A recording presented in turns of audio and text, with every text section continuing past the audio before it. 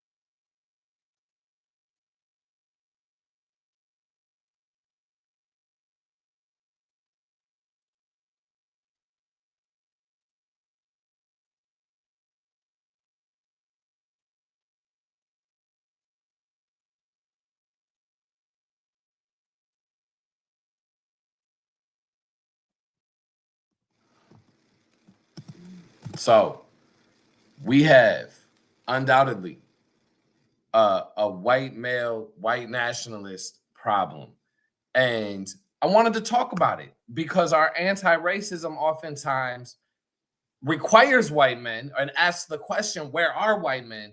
But then expects white men not to need anything almost. And I'm worried that I might sound too crass there, but there's not a lot of space for white men to say, hey, we're actually harmed by this too, and we need to heal.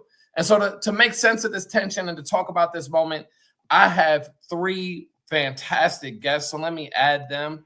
We got Paul Johnson, Jason Biehl, and David Goldenkranz. Now, let me tell you a little bit about them.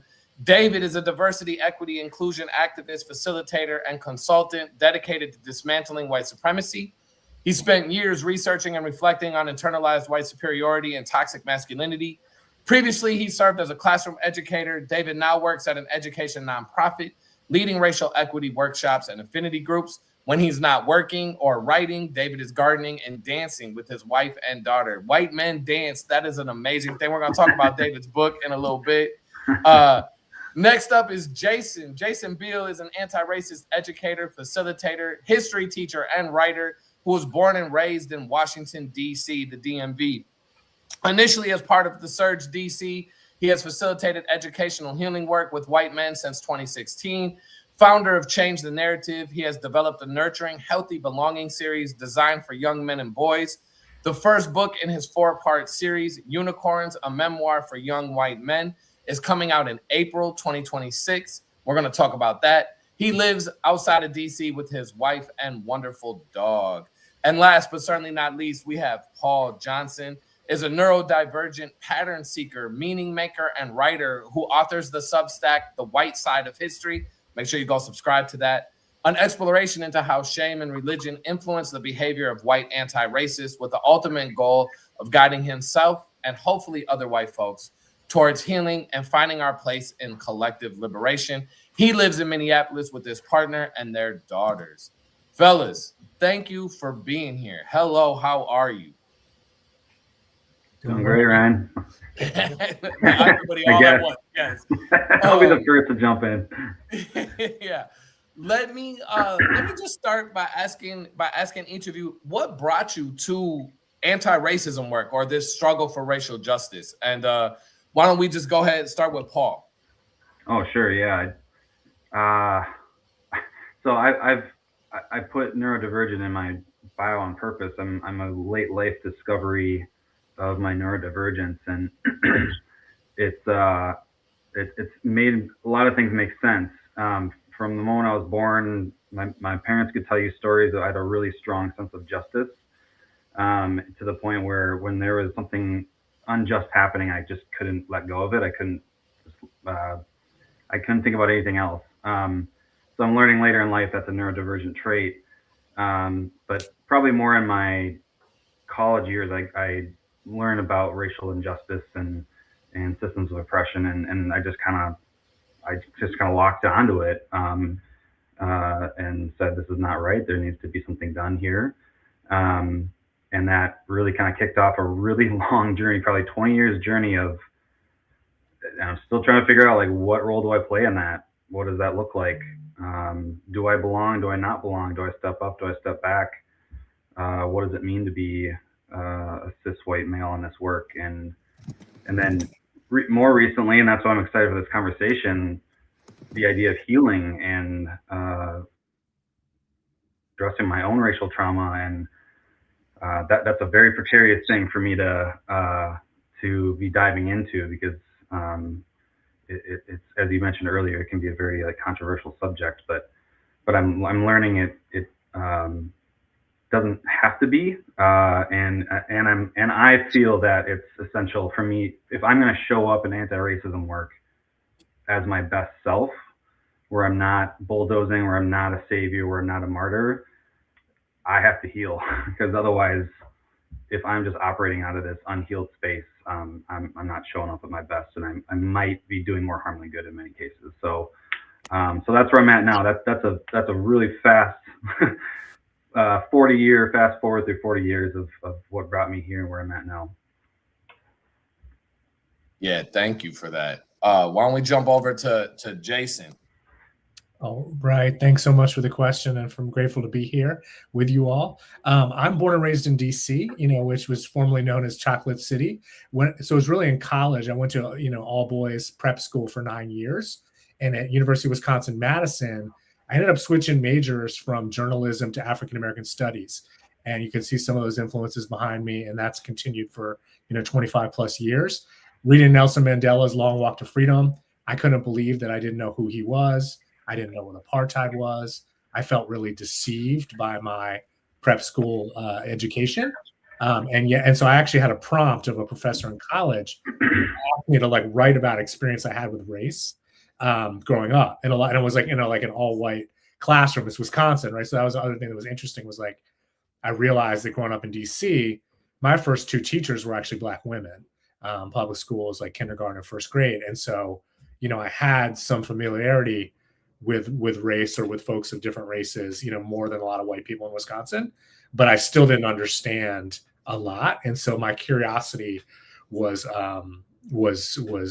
there, was like there was a spark there, and I basically wrote about an experience being locked out of a basketball game outside Gonzaga, like late at night at dead end alley, and being afraid, like having three people walk towards us, and a friend of mine was like, "Oh my God, are they Black?" And so I wrote about that in the graphic novel recently, but that was the beginning of exploring like my own whiteness, my own anti-Blackness and fear. And so that was an opening, dove into African American studies and have been inspired and confused. And it's been an emotional journey and feel a lot more alignment in the work that I'm doing now. But it's been a 25-year process. There's a lot more I could say around those different chapters of growth and healing. So yeah. Thanks, Jason. And David, what about you? What brought you to anti-racism and racial justice? I mean, I'd like to well, first of all, thanks for having me. It's a lovely way to spend a Seattle morning for us over here on the West Coast. Yeah, what brought me into this? By accident. I mean, I'd love to say that there was some just, noble cause, but at best it was saviorism. I went through public education in Seattle public schools, so I watched that racial divide happen very early on, where I was in an incredibly mixed school.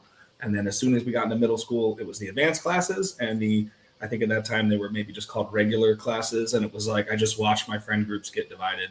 So like very early on, I had a sense of injustice, but just didn't have words or way to articulate it. And when I went into my teaching program, man, they just dragged us through the mud in the best of ways. I mean, it was like a very kind of like, that was like 2014. And that was really just kind of a throw you to the wolves to be like, hey, guess what? You're white. And I had every excuse under the sun about all the things that made me different. And it turned out that everybody else had those same excuses. So fast forward, I ended up becoming a teacher and my students didn't look like me. And it really made me aware of my positionality and who I was as a white man. When I left teaching, I knew I wanted to go into like a bigger systems level change. So yeah, what got me into it was probably saviorism at best. What's kept me in it is definitely more centered toward the healing end of things, because once I realized the damage and the real impact that whiteness was having, not just on me, but on our society and sort of our civilization at large,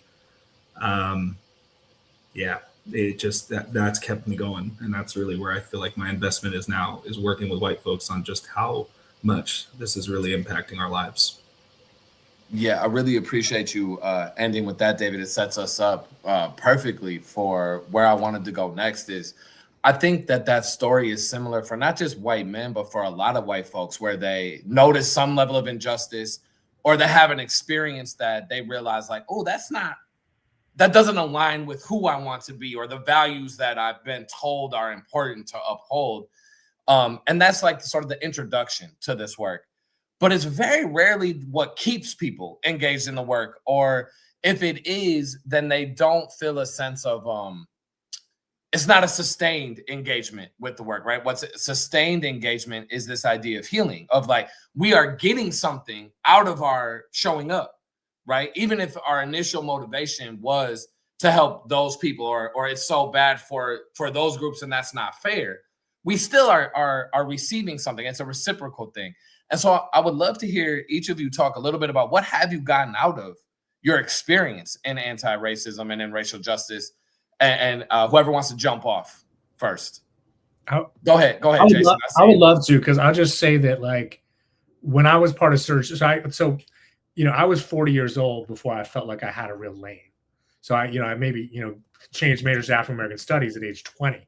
So I went through another 20 years of searching. And so in 2016, I got invited to be part of Surge, Journal for Racial Justice DC, and that was a lane for white folks.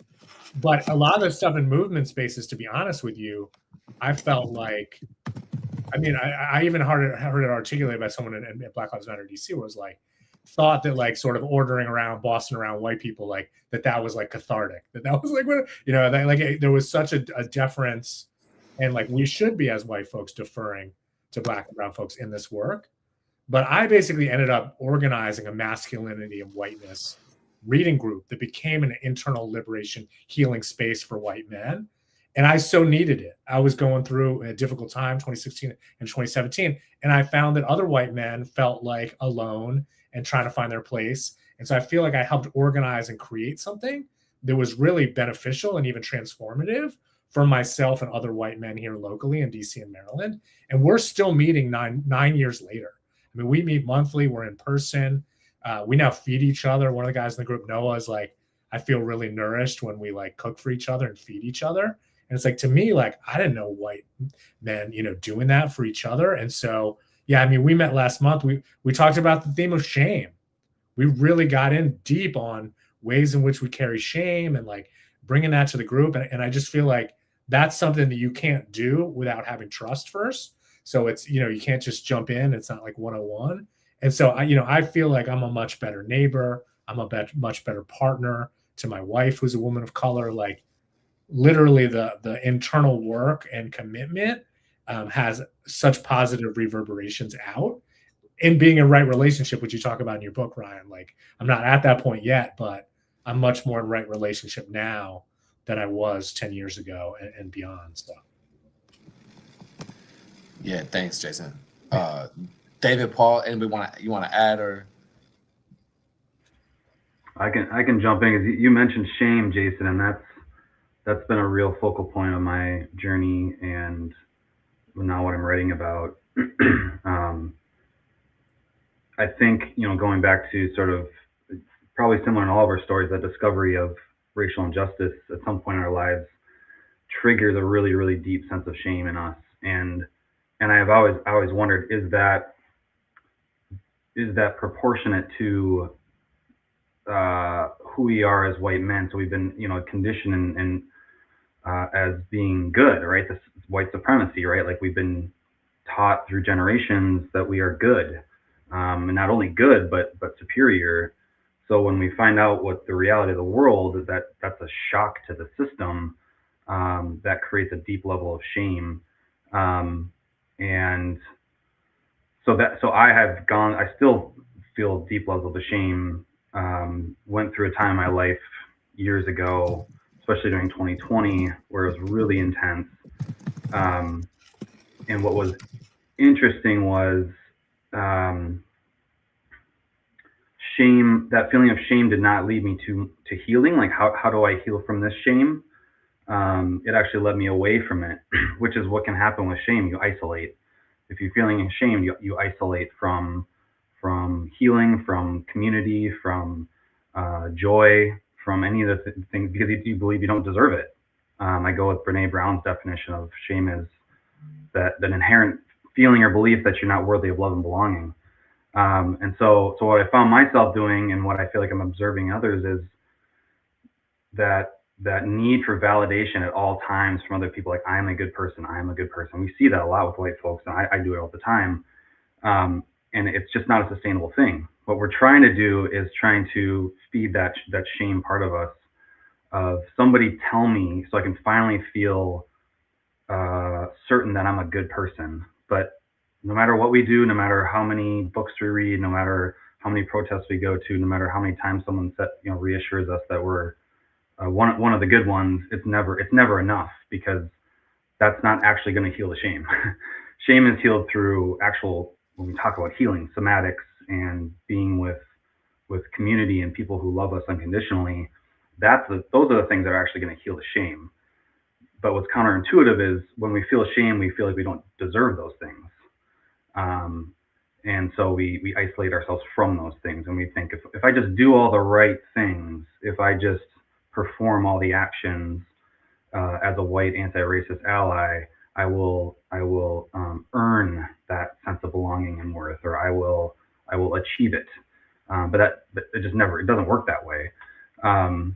So to answer your question, what have I gained from this is is liberation, like liberation, really. Like I have felt when I have begun to dip my toes in the water of I'm a part of collective liberation. Like I'm a part of that too. I need to be healed from these systems too. I'm a victim of these. Sorry to use that term. I have been harmed by these systems too. I've suddenly felt liberated, right? And to what Jason said, it's not something that just affects the way I show up in anti-racism work, but my entire life. And so yeah, I think one of the things that another barrier that I've been noticing is a zero-sum thinking when it comes to healing. This idea that, well, if I'm focusing on my healing, it means that I'm taking not only deprioritizing other people's healing for people who need it more, right? Because they're more harmed by white supremacy, but I'm actually taking away from their healing. And so I think a lot of white folks avoid that because we think it's just not something that we not only do we deserve, but we're actually taking away time, energy, resources from other people who need it more. And that can be objectively true, of course. Folks of color do need it more because they are harmed more by white supremacy. However, if we get out of that zero-sum thinking, we can say, well, we all can heal, right? It's not taking one thing away from each other. We can all heal at the same time. And that's really what I understand to be collective liberation, which I didn't understand for a long time. And I'm just starting to come around to like what that actually means.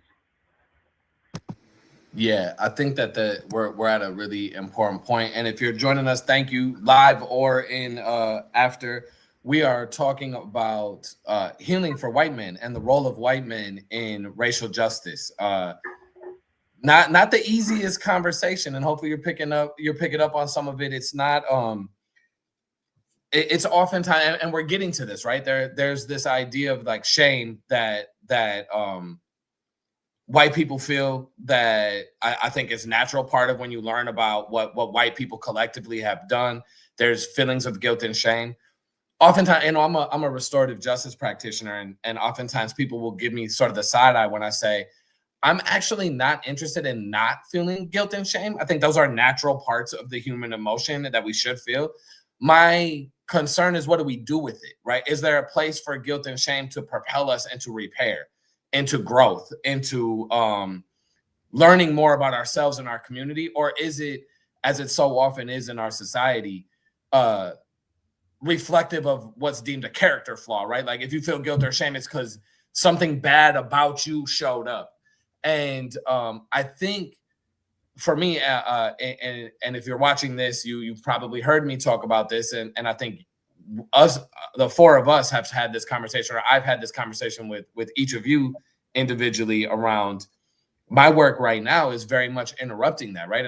And we have been talking about that there's nothing inherently bad or good about people with white skin or with a lack of melanin, right? And there's but our anti-racism often doesn't say that, and particularly when you're a white male, you're kind of elevated as the most privileged, right? Add cisgendered and heterosexual in there and Christian, and now you're like stacking up the things. And our anti-racism will call that privilege, right? We enter that and say, oh, these are privileges of whiteness plus masculine plus male privilege plus heteronormativity plus all these things. And David, I want to come to you because you wrote a book about white male privilege, how it happened and why it's bad. And so I would love to hear you, if you don't mind me putting you on the spot right now, to talk a little bit about that book, right? The process of understanding that, because I would argue that is true, right? Like our systems do allow for advantages and artificially prop up those of us that move in the world as white men, particularly cis hetero white men. And how does that fit with kind of this conversation we're having about healing? And so I'm gonna turn it over to you, David. Yeah, well, I mean, I think for me, and this ties back to the earlier question about like how has anti-racism benefited me, is like when I think about what that book means for me, is this book is it's contextualization. It's like a better understanding of how this all came to be, how I fit into it, and what I can do about it. I like to kind of give the disclaimer that the book title, white male privilege, how this happened, why it's worse than we thought. That actually wasn't my idea. That was a agent I was working with at the time, and he was like, it'd have to be something like, and he just spit that out. And I when I tried to, the publisher I went with, I was like, I don't know if I like that title. It feels kind of like, charged or in your face. He was like, yeah, that's why we're going to use it. And I was like, So just to get that full disclosure, because like my working title was like Of Whites and Men, Of Mice and Men. But okay. But I think it was like, a literary play on Steinbeck. People weren't going to, that wasn't going to sink. So all that to say, I think one of the things that title maybe does a bit of a disservice, and why in retrospect, when I think about maybe one way that book can turn off people, is like there's an initial pushback on the very title itself. Because what the book is alluding to, right, is just from that, is that white men have it all, we've got it made, it's actually worse than you thought. And the reality is, I am making that argument in the sense of I'm trying to go deep into like white supremacy and male patriarchy are actually embedded into the fabric of our understanding of ourselves, of our society, of our civilization. Like it's deep. And I remember even kind of like giving this perspective because I had some, friends of color folks who were going to read it and were like, oh, it's worse than we thought, huh? And I was like, read it, let me know. And some of them literally like came back. They're like, damn, like that's actually like, I didn't realize there was areas like this that it was still, affecting these levels of nuance. Because I wasn't making the argument about like, directly how and who was being harmed. Folks of color can attest to that, left, right, and center all day. It was more like the insidiousness of it. But the second piece is really then looking at, okay, how does that affect us currently? But that third part of the book, which you really wouldn't get from the title, is all about like collective healing. And this idea that like, as I got interviewed on it by Dave Ross, who's a former radio guy. And he was, he like fixated on this one point, because I had talked about this idea of intergenerational trauma. So especially like with Ashkenazi Jews, and this idea of like looking at how you see, this build of certain traits or characteristics that are epigenetic, but also this idea is like the stuff we carry, right? Like you hear about that in my grandmother's hands and these different references. So I think he was really fascinated on that point and kept kind of like pinning me down to be like, so you're saying that like medieval times are still influencing me now? And I'm like, well, in some ways, yeah, because if your ancestors are carrying this legacy of just horrific traumatic abuse and torture and trauma and oppression and being and then you carry that over to the United States and you build that as the foundation of your lawsuit. Like, yeah, we're all carrying that. So I think a lot of that sort of later part of the book focuses on this idea that like, we got to heal for ourselves. We also have to like do that work for like our, our predecessors, the folk that, who couldn't and didn't even know or have the ability to understand maybe why stuff was the way it was and what some of these internal things were that were occurring. So yeah, I think, in terms of the questions, like how do white men, that's a bigger question. I think we can unpack that more here, but I think that's a good enough kind of segue into where this book took me. But yeah. Yeah. I was smiling because I know the editorial struggles. I will put it like that, of like when they're like, this will sell the more books or this, I'm like, oh, okay. That might be a different episode of The Antidote. But I do like I think what I'm hearing and what we're all saying here, and I think maybe it would be maybe it behooves us to move this conversation away from how do white men heal, or add maybe a sub question, because oftentimes when I say this, and I'm interested in if you have experienced this, all three of you, oftentimes when I enter that into a conversation, right, say I'm facilitating an affinity space or an ERG, or I'm in a community org meeting or something like that, and I will say something that implies or maybe even explicitly says like, this is my role, this is what I want to do. I want to go get white men and talk about how we're harmed and do all this. And I'm almost invariably met with, why would we center whiteness like that, particularly white masculinity? And I would love to hear how you all respond to that, because I have my response and I'm not sure how effective it is. Anybody want to go? Anybody want to answer? How do you respond to that? Like, center. Well, I mean, so I'll just say something. So like, I guess, yeah, because I get tired of this as well. Having been someone who's very much been found meaningful both white anti-racist affinity spaces and now men's work. And I actually wanted to make a point about delineating the two, because it was actually a healing space with and for white men that let me know that, like, we've got men's work to do, right? Like there's so that is actually, so I'm taking this somewhere else and I apologize, but like, You're good. whiteness disconnects us in so many ways, which you outline in your book, and makes us oblivious. And we go through all that color blindness and I don't see race and not understanding the ways that we're referred to as white people, and cut off from our ethnicity, cut off from our culture, our rituals, our language. And obviously we're referred to as men and cisgender men as well.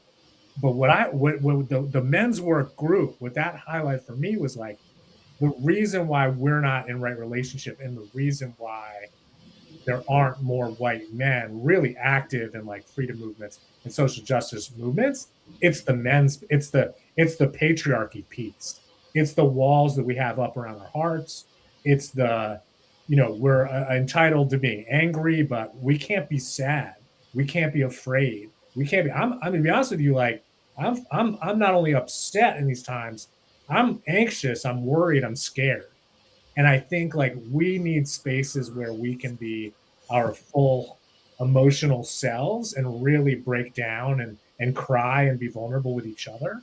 Men need to heal, and white men need to heal. And I think we could actually benefit from like delineating some of the race work and the whiteness work from some of the men's work.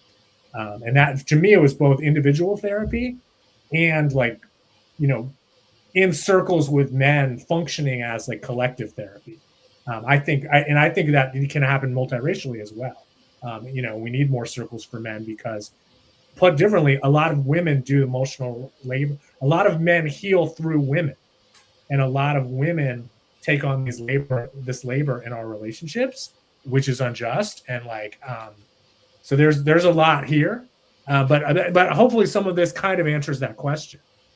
Why we're not actually centering ourselves. We're making ourselves better people and more whole in ways that reverberates out positively for the people of color and women and more marginalized folks in our lives. Yeah. Yeah, this immediately made me think of a time when I wish I could remember the details, and not right now, but the gist will work enough.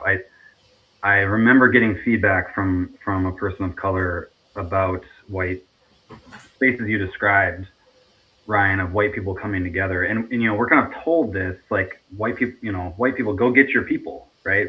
That's not our work to do, to figure things out with white people. You do that with your own white people, right? So we get these, almost like a go ahead of like, yeah, do that. But then one time I got feedback from someone saying the idea of, or the act of white people going and gathering together triggers a traumatic response for obvious reasons. Mm-hmm. And I was like, oh my God, I didn't even think about that. And we know that, this trauma is carried on through generations. And it's even, obviously, white people gathering right now is a threat, depending on, of course, what they're gathering about. Now, in our cases, we like to think, and our intentions are, we're gathering for good reasons so that we can be anti-racist. Regardless, it still might and still does create that reaction, that traumatic reaction in some people. So someone might say, whoa, that sounds wrong.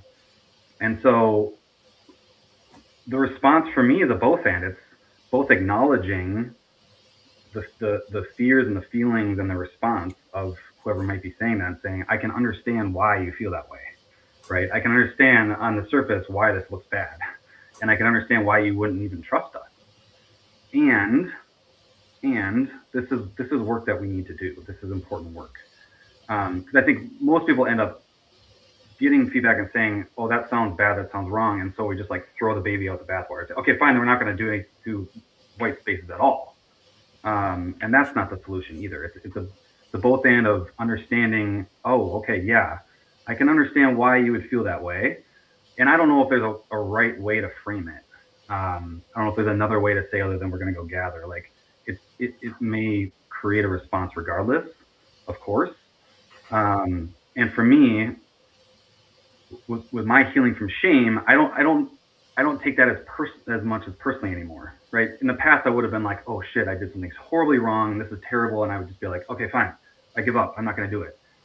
But now I'm like, I'm more secure, like a little bit more secure in my identity, and so I can both accept that feedback, not take it personally, so I can be present with the needs of the person, and still stick with this is important work. We're gonna do this. And is there any feedback you have for us for how to do this better or well, depending on the context, of course. But that just triggered that story in my mind because I was like, oh my God, I didn't even think about that. But then you'll also, of course, there's folks of color who say, yes, please do that. Go gather, right? Of course, we know people of color are not a monolith. Nobody's a monolith. And so we can get conflicting messaging. Well, what is it? What's the right thing to do? And at the end of the day, right and wrong is it's very fluid, right? Like it's very dependent on context and a lot of different things. And so yeah. I try to get away from what's right and what's wrong and just like being willing to learn and being curious and getting it right. So yeah, I love that. I think, well, before I jump in, David, did you have anything to add? No. I really love the idea, or like to me, this conversation really solidifies the importance of an intersectional lens, right? Like, so I think about the murder of Renee Good and how folks were saying like that, we have to understand that also as an act of misogyny and patriarchal violence, right? It wasn't just a white man, and particularly as people were struggling to understand how it could be racialized as a white man killed a white woman, right? Or the murders of Alex Preddy being Latinx by some people's, we don't know a whole lot right now about them because of the fascist regime that we live under, who's withholding all the information. But so there's like this complication of understanding the role whiteness is playing, particularly in Minneapolis, right? And it does take a certain level of analysis, but also we can understand the way oppression is operating there by understanding the role of patriarchy and misogyny, the way that in both of those murders, I think the fact that Alex Preddy was helping a woman who was knocked to the ground, right, and was not doing that, but also the way that he performed masculinity in ways that challenged some of the right-wing tropes of masculinity. He had a weapon, right? And left-wing men, white men particularly, are supposed to be emasculated, are supposed to be snowflakes, aren't supposed to have that ability. And yet here he was armed, helping, right? Not only showing up for neighbors, but helping a woman who was being assaulted.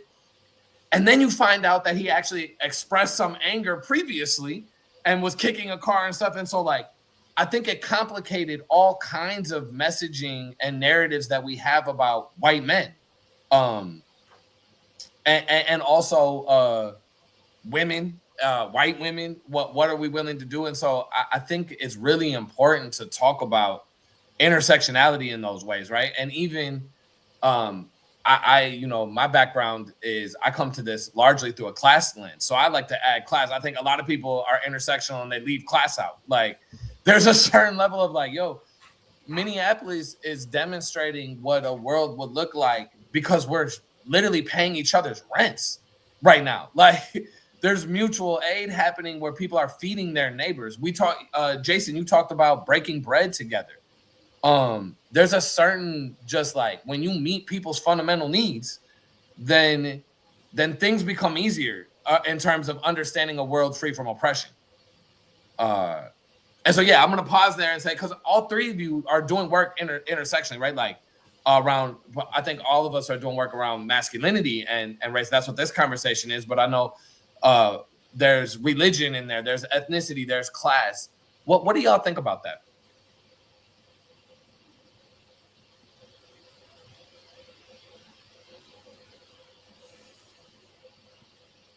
All at once, jump in. I mean, we're white men, right? We're not supposed to all jump in first. But this is how we do it, right? Isn't that all the training we've been You going gotta through let here? somebody else go first. No, I got to let you go first so I can one up you. That's what white men do, right? There, right? Yes. That's good. What are thoughts that y'all have? David, go ahead. I'm gonna put you on. Yeah. I guess, I mean, I'm just hearing, I think that the class thing really is resonating with me right now, because I think one of the things that, I don't want to just go into the books, but like there are some really good books that talk about sort of how whiteness itself is stratified, right? And sort of these structures and hierarchies that exist within whiteness function, A, to maintain and uphold whiteness as its own structure, and B, to ensure that it kind of cannibalizes itself and siphons up to the top, right? So obviously then patriarchy comes into play. Like I always kind of say is like, you can't have whiteness without having patriarchy, and you can't have patriarchy in this country without having whiteness. Like these two, at least in the United States, are so intertwined, you can't pull them apart. And in that same vein, I would say that class falls in with that same level of purpose. Like whiteness has to be divided in order to stay united. I know that sounds counterintuitive, but like it's this idea is like, I think one of the things I talked about in my book too is this idea that, people think of the Holocaust as this like horrific, how could this have happened? And in my mind, I'm like, that actually was whiteness, like getting to its peak execution of selectivity, right? That's like, if you took whiteness to the extreme of sorting itself and preening itself and trying to get the exact purity lens of what whiteness is supposed to be, that's what you would get, is genocidal cleansing of whiteness. So it's like, I almost had to think about it as like, if I can frame it in that extreme, it makes sense why then it kind of continues to cannibalize itself each class down, to then looking at folks of color, like that's kind of an automatic divide that then just exists within there. And, that's just talking about the class piece. I mean, then, looking at patriarchy and how that plays in and gender dynamics, I mean, that is like at the forefront of our national discussion right now. But I at least wanted to name that piece because I think, I know it touches a wire for some people. And like, I'm speaking about that as somebody who identifies as Jewish, but like there's something there for me about the fact that like, we look at it as this anomaly and like human, how could we? But I'm also like, but if you believe in whiteness to its fullest extent, that is almost an inevitable outcome, that you would get to this Aryan conception of what it should be and how to therefore cleanse it to its purest level. Absolutely. I think you articulated that wonderfully, and really draw the ways that whiteness requires the other identities to sort of replicate itself, right? To continue evolving and shape-shifting. Like, you think we have, I want to bring it to today, where we have Stephen Miller, Pete Hegseth, Donald Trump, and one of their things is, right, like, we're the most lethal military. We're destroying Iranian capabilities. We're gonna kidnap sitting heads of state, and we're the Department of War, and all these things that are deeply, deeply tied to masculinity and conquerors and warriors. Even Stephen Miller in the clip I played, and I hope that the audio did. I hope it played. But he talks about Erica Miller as a warrior, and then pivots directly to like this history of conquering and colonialism. It's always been intimately tied into the definition of who white men were, particularly. And then that was always done because by virtue of those identities, therefore you deserved ownership of all the resources and how they got distributed, right? Which is the class situation, right? You're not good enough. You're not worthy of this. You're not manly enough. You're not white enough. You're not Christian enough. You don't do these things enough to deserve these resources. And we're gonna codify that in a system that justifies that. And so I really want to hammer home, I don't think we get to anything that resembles racial justice without all the other justices in there. Like, I think that is absolutely fundamental to any struggle for justice. I don't think you're going to get, racial justice is going to, as much as I love watching people who have been excluded from the mainstream economy beat the system in ways, right? Like when Jay says, what's better than one billionaire too, especially when they're the same hue as you, I'm like, okay, I get where he's coming from. And like, what about if we don't have billionaires though? Right. Like, because that's not, that's a real thing. And we're in this moment, whiteness, David, the way you said it, like whiteness needs to stay separated in order to maintain itself, because you got to be able, if you critique that, there's a certain racial critique, right? That you could say like, oh, we just don't want to see black people win. But also there's a class critique that is required, that it's like, yo, billionaires kind of have to live off exploitation. And so like, what does that mean for a larger decolonial worldview? And I think as white men, it gets really hard to have that conversation, right? Because you're sitting at sort of the pinnacle. Right. And then it's like, so who are you to say that Jay shouldn't be a billionaire, Ryan? Like, you're just mad because you ain't. And I'm like, oh, well, maybe. Like, I don't know. Can I offer something up that goes Please, back to what yes. you're saying? I just want to say that we don't, because things are this like death cult of white supremacist capitalist patriarchy that Bell Hooks, wrote about.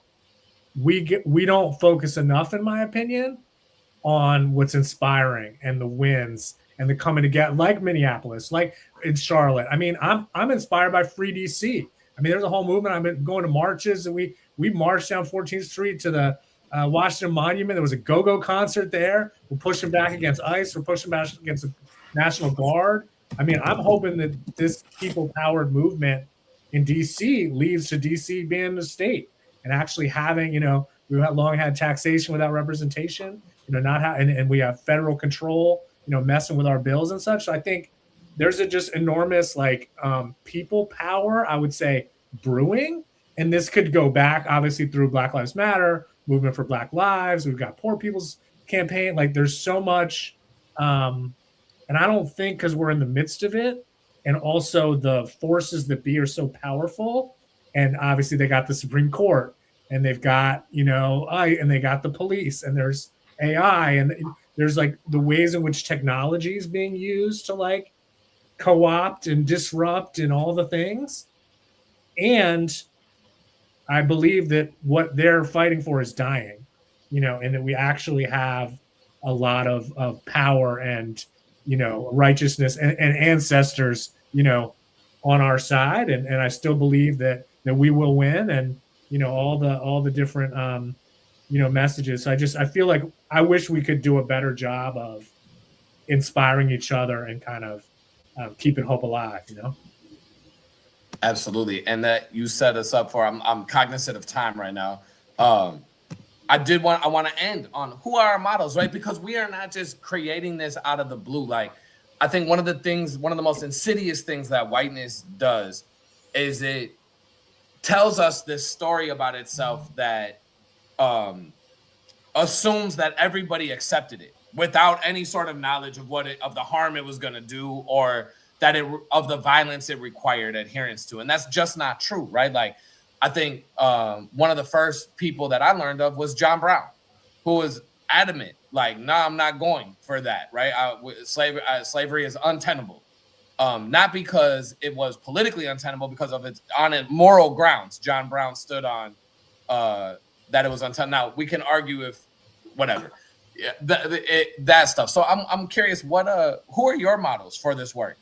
When you think about like white men, it could be in history, it could be today, it can be anywhere. But I think it's important that we name those folks who are out here doing this, resisting whiteness and toxic masculinity.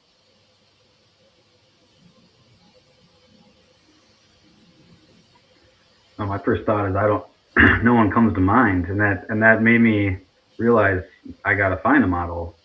When you said model for this work, I didn't think. I was like, that's just sort of an instant like aha moment for me of like, why don't I have a white male model? But the name that did come to mind that I'll just share then is Adrienne Marie Brown. I mean, I've just been consuming everything by her, and Jason, your point about the wins and the joy, I recommend folks, at the risk of, appropriation, like I think, white men should pick up a copy of Pleasure Activism. I think one of the things that comes from inherent shame is that we can both go in a direction of saviorism, but we can also go in the direction of martyrism, where we really kind of believe that our plight in life as white men is just to self-flagellate, to feel shitty about ourselves, to do the work, but just sort of in this like tail between our legs, showing up, just ready for that we deserve the criticism, we deserve the heat, we don't deserve things like joy and loving community and spaces like you create, Jason, where we can emote and feel. And I really think that's a disservice. Like, I think if that is the way we show up, it's really a disservice, and I think doing more harm than good. So I looked at Adrienne Maree Brown as I'm so glad I came across her, because I was reading a much different sort of type of approach to anti-racism work, which is good too. It all has its place, but she's been really inspiring for me to be like, wow, I didn't know this was a part of activism work, and I can see myself in this. Yeah. Important work. David, Jason, who comes to mind for you? Yeah, and I have several. I'll say, Paul Kivel, Uprooting Racism, also just decades of work. Oakland Men's Project is actually grateful to have him as a mentor. Get to meet with Paul and has so much wisdom and love and generosity to offer. Also, Chris Crass, who I know has been on your show. His colleague is like Chris. Love both of them, Paul and Chris is amazing. And I'll name one other that people may know is Lynn Burnett. Lynn Burnett actually does this white anti-racist ancestry project, and he's a historian who's writing the stories of a lot of movement elders, including like white men like George Herbeck, who fought the KKK in Selma and such, passed recently. But Lynn is a real compassionate historian, white guy out in Oakland who is doing important work. So, thank you for that, David. Yeah, I mean, I think the one thing I'll name is I don't think it's an accident that we don't have a lot of people to name historically. Absolutely not. The names of white activists throughout history have been deliberately obfuscated. Is that how you say it? And erased. Yep. So just to name that piece, I think contemporary. I'd put Chris Crass as one of them as well. But there's another guy, David Dean, who does a lot of work on really deep diving into like identity work on like before we were white, like how did we become white?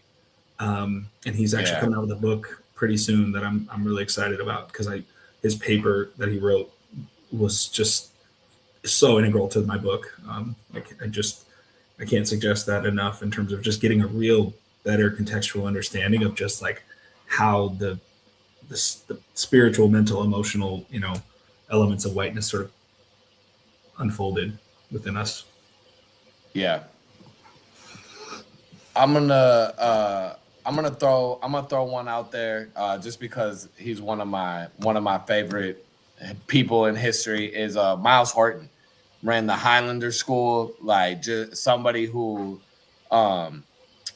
should be one of the like pillars of history and our storytelling, and so just isn't. And I think it's because they did like what you said. It'd be dangerous for white men to know who Miles Horton is, right? It'd be real dangerous because he was that important.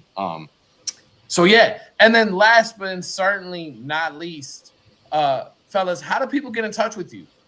Share out. I'm gonna here's David's book, White Male Privilege: How This Happened and Why It's Even Worse Than We Thought. Cop that. We got Jason's Unicorns coming out, graphic novel for young men. Super important. I like both of these books. I'm so excited for Unicorns to come out. It's not out yet. David's book is amazing. Paul, I'm gonna throw your Substack up here as soon as I figure out how to share this. But how do folks get a hold of you? I'll just say, go ahead. I was just Substack. If you subscribe and you can message me, that works just fine. So yeah, I would love to chat with folks, connect. So yeah, appreciate it. Thanks, Ryan. Absolutely. I'll say changethenarrative.me. is the website, and where you'll find information on unicorns on there, as well as Nurturing Healthy Belonging series, doing some consulting with a couple schools, holding space for young men boys at the middle school, high school, college level. So that goes with the mission of the book. So thank you. There's Paul's Substack, The White Side of History. Make sure you subscribe to that. Fellas, thank you so much for being here. We didn't get a lot of live people joining. There's a few people in and out. That's fine. It will be available on YouTube. I'll make sure I share your bios, links to the books, to the Substack, to all that stuff. Thank you for the work that you do, and keep it up. And when we're in the same city, let's connect. Yeah. Thanks so much, y'all. Yeah. Thanks so much, Ryan. Thanks, everybody. Bye, y'all. Much love. Thank you. Wonderful people. Thank you so much for being here. That does it for another episode of The Antidote. I'm going to say it again. I'm going to try to do this as much as possible. Yeah, I'm looking. Now we're turning off all the banners. Thank you for the support. It means a lot. And yeah, please subscribe, please like, follow on IG. My book, Breaking the Privilege Frame, is available now. Make sure you check that out. Leave a review. And next week, we will be back. This is the first little tidbit. We're going to have a conversation with the amazing MacArthur Genius Award-winning author, Kiese Laymon. So make sure you check us out. That is going to be on Tuesday. Thank you. Peace and love.